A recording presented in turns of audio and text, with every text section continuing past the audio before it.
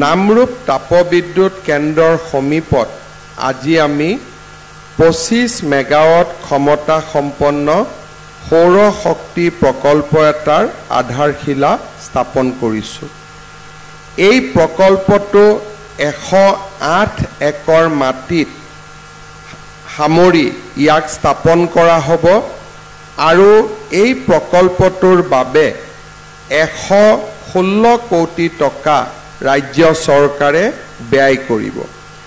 এই প্ৰকল্পটো নিৰ্মাণ কৰোঁতে ৰাজ্য চৰকাৰ আৰু অইল ইণ্ডিয়া লিমিটেডে সমান সমান টকা ব্যয় কৰিব আৰু তাৰ ফলত এই প্ৰকল্পটোৰ বিনিয়োগৰ ক্ষেত্ৰত প্ৰথমবাৰৰ বাবে ৰাজ্যৰ শক্তি company Assam power generation company limited AGCL বা আমাৰ অইল ইণ্ডিয়া এই গোটেই অনুষ্ঠানবিলাকে একত্ৰিত হৈ ৰাজ্যৰ সৌৰ শক্তি উৎপাদনৰ পৰিৱেশ এটা নিৰ্মাণত আমি সকলোৱে একত্ৰিত ৰূপত আগবাঢ়িবলৈ আজি আমি প্ৰচেষ্টা চলাইছোঁ।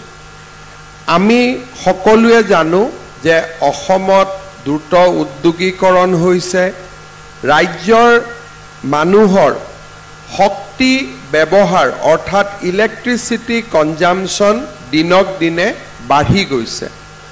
মই যেতিয়া অসমৰ মুখ্যমন্ত্ৰীৰ দায়িত্ব লৈছিলোঁ সেই সময়ত আমাৰ ৰাজ্যত 1800 মেগাৱাট শক্তি আমাক পিক আৱাৰ্ছত প্ৰয়োজন হৈছিল, অৰ্থাৎ গধূলি যেতিয়া সকলোৱে ফেন জ্বলায়, এয়াৰ কণ্ডিশ্যন চলায়, লাইট জ্বলায়, সেই সময়ত আমাক 1800 মেগাৱাট ইলেক্ট্ৰিচিটি প্ৰয়োজন হৈছিল।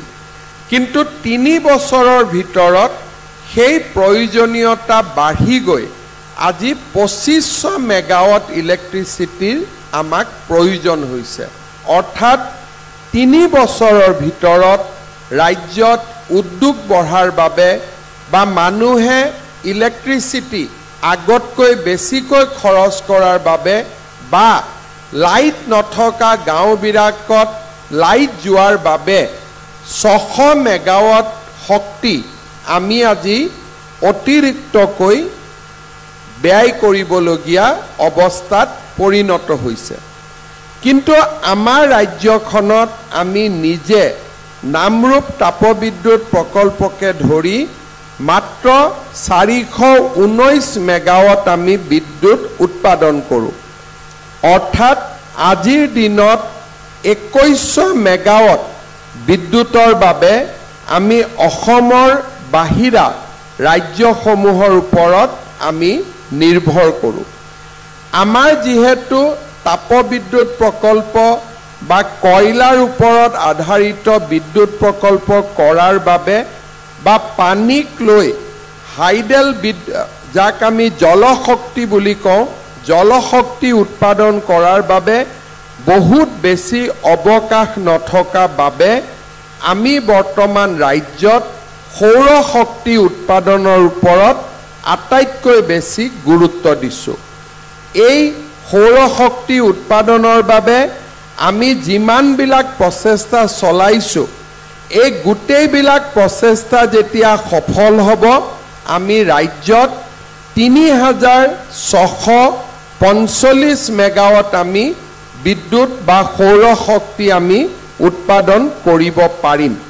বৰ্তমান ৰাজ্যত 7টাকৈ সৌৰ শক্তি প্ৰকল্প স্থাপন কৰা হৈছে। শিৱসাগৰ জিলাৰ আমগুৰিত, ওদালগুৰি, কামৰূপ জিলাৰ বকো, কাছাৰ জিলাৰ শিলচৰ আৰু নগাঁও জিলাৰ চামগুৰি। এই গোটেইকেইটা প্ৰকল্প মিলি আমি 175 মেগাৱাট সৌৰ শক্তি আজিৰ দিনত লাভ কৰোঁ। ইয়াৰ বিপৰীতে বৰ্তমান আমি শোণিতপুৰ জিলাৰ বৰচলা আৰু ধুবুৰীত আমি 2টাকৈ প্ৰকল্পৰ কাম আৰম্ভ কৰিছোঁ আৰু নামৰূপতো আজি 25 মেগাৱাটৰ এই প্ৰকল্পৰ কাম আমি শুভ উদ্বোধন আমি আৰম্ভণি কৰিছোঁ। কিছুদিনৰ ভিতৰতে কাৰ্বি আলঙতো আমি 1000 মেগাৱাট সৌৰশক্তি প্ৰকল্প নিৰ্মাণৰ কাম আৰম্ভ কৰিম। অইল ইণ্ডিয়া আৰু AEGCL লগ হৈ খুব কম সময়ৰ ভিতৰতে আমাৰ APDCL Assam power generation corporation limited আৰু অইল ইণ্ডিয়া লিমিটেডে লগ হৈ প্ৰতিষ্ঠা কৰা অইল গ্ৰীণ পাৱাৰ লিমিটেডে কপিলী জলবিদ্যুৎ প্ৰকল্পটো 120 মেগাৱাট বিদ্যুৎ শক্তি উৎপাদনৰ কাম আৰম্ভ কৰিব। মই বিশ্বাস কৰোঁ যে 2030 চনৰ ভিতৰত আমি আমাৰ ৰাজ্যখনত প্ৰায় 3000 মেগাৱাট সৌৰশক্তি উৎপাদন কৰিব পাৰিম।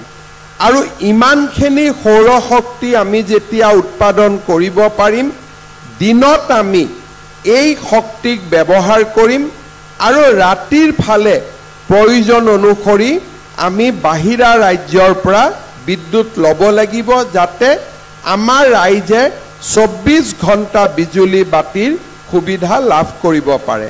মই আজি নামৰূপৰ ৰাইজক দুটা, বিশেষকৈ নামৰূপ নাহৰকটীয়া বা আমাৰ ওচৰ চুবুৰীয়া ৰাইজক মই এখন আঁচনিৰ বিষয়ে আপোনালোকৰ মই দৃষ্টি আকৰ্ষণ কৰিব খুজিছোঁ। প্ৰধানমন্ত্ৰী নৰেন্দ্ৰ মোদী ডাঙৰীয়াই প্ৰধানমন্ত্ৰী সূৰ্য ঘৰ বিজুলী যোজনা নামৰ এখন আঁচনি আৰম্ভ কৰিছে। এই আঁচনিখন অৰ্থ হ'ল যে এটা পৰিয়ালে নিজৰ ঘৰত 3 কিলোৱাটলৈকে সৌৰশক্তিৰ প্ৰকল্প স্থাপন কৰিব পাৰে, অৰ্থাৎ সৌৰশক্তিৰ পেনেল বোৰ্ড আমি লগাব পাৰোঁ।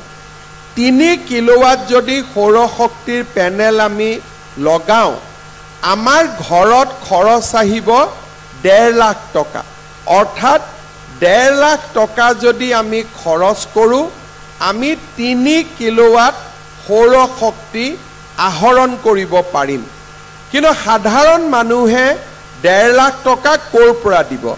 সেইকাৰণে কেন্দ্ৰীয় চৰকাৰ আৰু ৰাজ্য চৰকাৰে লগ লাগি 1.5 লাখ টকাৰ 1,30,000 টকা আমি চৰকাৰৰ পৰা ৰাজসাহায্য হিচাপে পৰিয়ালটোক আমি তুলি দিম। অৰ্থাৎ মাত্ৰ 20,000 টকাহে পৰিয়ালটোৱে খৰচ কৰিব লাগিব আৰু 1,30,000 টকা ৰাজ্য আৰু কেন্দ্ৰীয় চৰকাৰে দিব।